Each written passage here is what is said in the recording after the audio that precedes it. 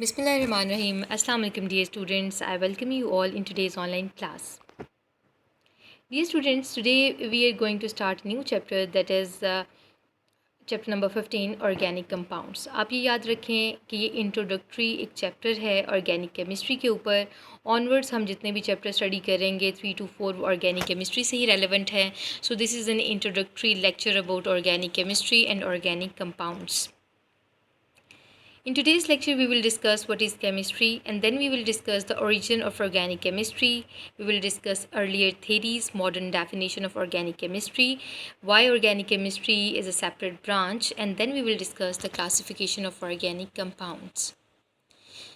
So, coming towards the very first outline, that what is chemistry. Dear students, आपने ये याद रखना है कि chemistry एक ऐसी branch है साइंस की जिसके अंदर आप अपने इर्द गिर्द मौजूद मैटर की प्रॉपर्टीज़, स्ट्रक्चर, कंपोजिशन और केमिकल रिएक्शंस को स्टडी करते हैं.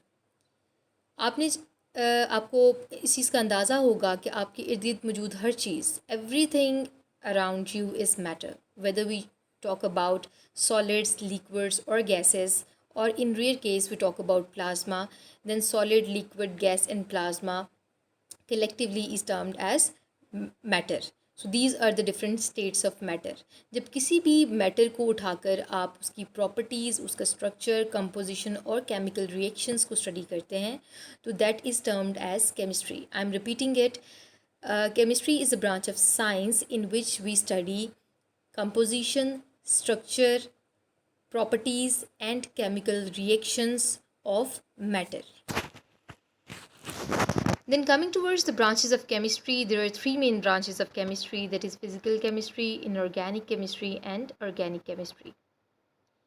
Dear students, talking about the early theories, you should know that depending upon the sources, the compounds were classified into three categories by Lemray. शुरू के days में क्या होता था कि एक कंपाउंड जहाँ से हासिल किया जाता था, जहाँ से एक्सट्रैक्ट किया जाता था, वहीं उसी सोर्स की बेस पर उसको कैटेगराइज कर दिया जाता था. तो लेम्ब्रे ने इनको कैटेगराइज किया था, इन केमिकल कंपाउंड्स को, तीन कैटेगरीज़ में. पहली कैटेगरी में वो कंपाउंड आते हैं जो मिनरल सोर्स्ड थे, यानी कि जो रॉक्स और मिनरल वगैरह से हासिल होते थे. Second category was of vegetable sourced और compounds, and the third category was of animal sourced compounds. तो शुरू के डेज़ में, अर्ली डेज़ में, जब बहुत ज़्यादा एडवांसमेंट नहीं हुई थी, उस टाइम पर depending upon the sources the compounds were classified as mineral sourced, vegetable sourced and animal sourced.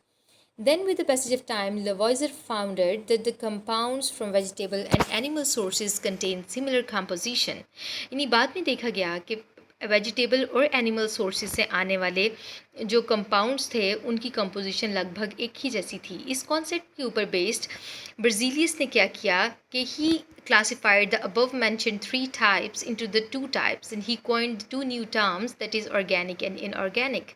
तो बर्जीलियस ने कहा कि वो तमाम तर कंपाउंड्स जो कि लिविंग बींग्स यानी कि प्लांट्स और एनिमल्स के अंदर मौजूद होते हैं या वहाँ से लिए जाते हैं उनको ऑर्गेनिक कंपाउंड कहा जाएगा, और जो मिनरल सोर्स्ड होते हैं उनको इनऑर्गेनिक कंपाउंड कहा जाएगा. आपने यहाँ याद रखना है कि when we talk about living things, then plants and animals both come under the category of living beings.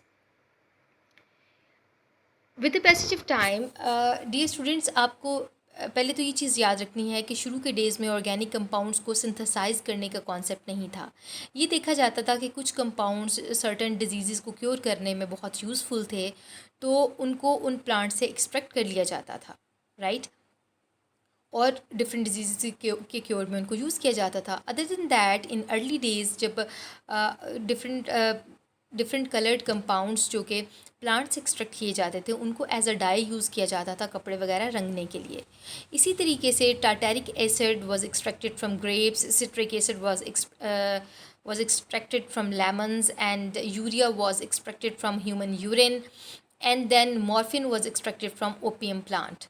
तो अर्ली डेज़ में कंपाउंड्स को एक्सट्रैक्ट किया जाता था प्लांट्स से या फिर एनिमल सोर्स्ड डिफरेंट चीज़ों से. These discoveries led to the increment of interest among the scientists towards organic compounds. And then there came a very, very important concept which is termed as vital force theory.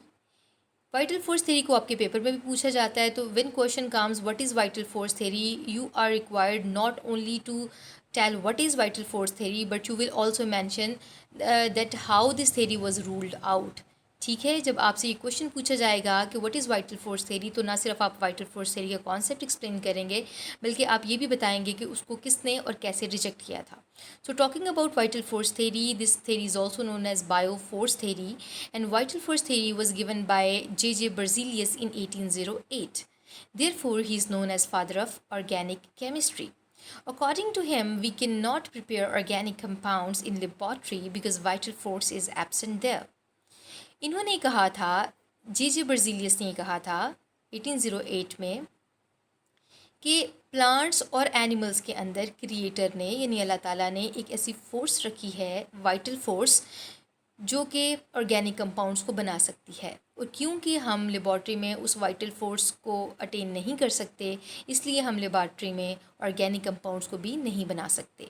So that theory was named as vital force theory, according to which organic compounds can only be prepared by living things because they have vital force. So other scientists supported Berzelius, and he suggested that we should study organic chemistry separately because they have unique properties, and then introduced a new branch of chemistry known as organic chemistry. In this way, J.J. Berzelius is known as the father of organic chemistry. Dear students, later on in 1828, a German chemist, Friedrich Wöhler, rejected vital force theory. And how he rejected vital force theory, नीचे वाले reaction पे focus करें, जो equation है इसके ऊपर focus कीजिएगा, that is the main equation. इसके लेफ्ट हैंड साइड पर आपको नज़र आ रहा है formula NH4CNO, that is termed as ammonium cyanate which is a typical inorganic compound. और राइट साइड पे आपको नज़र आ रहा है CONH2 twice, that is urea, well known organic compound. तो फ्रेडरिक वूलर ने क्या किया था, इन्होंने अमोनियम साइनेट जो कि इनऑर्गेनिक कंपाउंड था, उससे यूरिया को प्रिपेयर किया जो कि एक ऑर्गेनिक कंपाउंड था, और वो भी लेबॉर्ट्री में. And in this way when he prepared urea in the laboratory from an inorganic compound ammonium cyanate, the vital force theory got rejected, and this discovery led to a discovery of or you can say the preparation of many organic compounds in the laboratory. इसके बाद बहुत सारे organic compounds को laboratory में बनाया गया, जैसे कि कोल्बे ने एसिटिक एसिड को बनाया from its elements, and then methane was synthesized in the laboratory as well. Methane वो गैस है जो आप लोग कुकिंग पर्पजेज़ के लिए घरों में यूज़ करते हैं. Dear students, when you talk about organic chemistry, ये सिंपल ऑर्गेनिक का लफ्ज़ आपके जहन में आता है, the very first thing that comes to your mind should be carbon. क्योंकि ऑर्गेनिक केमिस्ट्री या ऑर्गेनिक कंपाउंड का कॉन्सेप्ट कार्बन के बगैर कुछ भी नहीं है. Carbon is the skeleton of organic chemistry, right. और कार्बन जो है उसकी टेट्रावेलेंसी होती है, it is tetravalent. Tetra means 4 and valent means valency. So it is having 4 unpaired electrons in its excited state configuration. इसके वैलेंस शेल में 4 unpaired electrons होते हैं, and therefore it can form 4 bonds.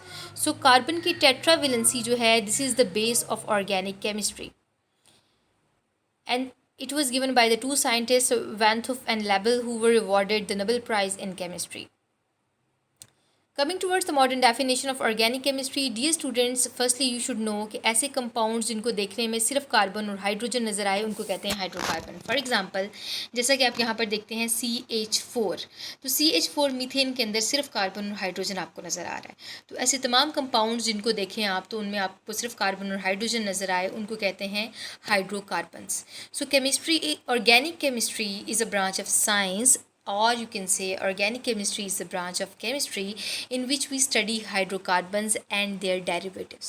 Hydrocarbons और उनके derivatives के ऊपर एक अलग से छोटा सा वीडियो मैं बनाऊंगी, इसको आप देखेंगे तो ये कॉन्सेप्ट और क्लियर हो जाएगा आपके लिए. सो यहाँ पर आपने सिर्फ याद रखना है कि मॉडर्न डेफिनेशन क्या है, कि the study of hydrocarbons and their derivatives is termed as organic chemistry. Dear students, why organic chemistry is a separate branch. पहले नंबर पे तो आपने ये बात याद रखनी है कि कार्बन जो है उसकी वैलेंसी होती है टेट्रावेलेंसी, और इसकी एक प्रॉपर्टी होती है जिसको कहते हैं catenation. CATENATION, catenation. It means कि carbon has has an ability to form linkage with other carbon atoms to give long chains and rings. तो कैटिनेशन होती है, it is a self linking property of carbon to give long chains and rings. इस property की वजह से carbon जो है वो थाउजेंड्स ऑफ कंपाउंड्स बना लेता है, और इन कंपाउंड्स को ऑर्गेनिक कंपाउंड्स कहते हैं, जिनको एक अलग ब्रांच में स्टडी किया जाता है आजकल, जिसको ऑर्गेनिक केमिस्ट्री कहा जाता है. ऑर्गेनिक केमिस्ट्री के अंदर large number of organic compounds are there. Composition of this compound is very different, they are very complex compounds, और इनकी कम्प्लेक्सिटी और इनकी बड़ी वैरायटी है. उनकी वैरायटी होती है फंक्शनल ग्रुप्स की वजह से, और फंक्शनल ग्रुप्स क्या होते हैं इनके ऊपर भी एक अलग वीडियो बनेगा. बहुत इंपॉर्टेंट चीज़ ये है कि ऑर्गेनिक कंपाउंड जितने भी होंगे दोज आर कवलेंट कंपाउंड्स, उनके अंदर कवलेंट बॉन्ड होता है, right. And they show the property of isomerism. Isomerism के ऊपर भी एक अलग से लेक्चर होगा आपका. ऑर्गेनिक कंपाउंड्स और कवलेंट कंपाउंड्स, और क्योंकि कवलेंट कंपाउंड के अंदर कवलेंट बॉन्ड होता है, और कवलेंट बॉन्ड वीक बॉन्ड होता है as compare to the ionic bond, लिहाजा कवलेंट कंपाउंड जो कि ऑर्गेनिक कंपाउंड्स हैं उनके मेल्टिंग और बॉइलिंग पॉइंट भी कम होंगे as compare to the ionic compounds. इसके अलावा इनऑर्गेनिक कंपाउंड्स जो है हम यूँ कह सकते हैं कि they have low melting and boiling points as compare to inorganic compounds और आयनिक कंपाउंड्स. अच्छा, ये जो पॉइंट यहाँ पर लिखा हुआ है ना, they are not soluble in non polar solvent, ये मिस प्रिंट है actually. They are soluble in non polar solvents. You should know that organic compounds are non polar linkages and are generally soluble in organic non-polar solvents, in organic solvents you can say, राइट. तो इस points को आप यूँ लें कि organic compounds with non polar linkages are generally soluble in organic solvents like alcohols, ethers and benzene etc. and they are less soluble in water. ये पानी में अब जब यहाँ पर लिखा गया ना they are not soluble in non polar solvents, तो एक्चुअली वो बात ये करना चाह रहा है कि पानी में सॉल्युबल नहीं होते, क्योंकि पानी पोलर है और लाइक डिजॉल्व्स लाइक का फिनोमेनन होता है. तो पानी अगर पोलर है तो पानी पोलर कंपाउंड यानी आयनिक कंपाउंड्स को अपने अंदर डिजॉल्व करता है. And they are soluble in non polar solvents basically. और ये ऑर्गेनिक सॉल्वेंट्स जो होते हैं अल्कोहल्स, ईथर, बेंजीन वगैरह, उनके अंदर ये डिज़ोल्व हो जाता है. और टॉकिंग अबाउट द कंबस्टिबिलिटी, तो दे आर कंबस्टिबल, और इनके जो रिएक्शंस का रेट होता है वो बहुत स्लो होता है. Their reactions are slow as compare to the ionic compounds. This is the classification of organic compounds. आप इसको पॉज करके देख सकते हैं. मैं फ़िलहाल इसके ऊपर डिटेल इस बात इसलिए नहीं कर रही क्योंकि इसके ऊपर हमारे डिटेल्ड लेक्चर्स होंगे अपकमिंग डेज़ में. That is all for today. Thank you so much.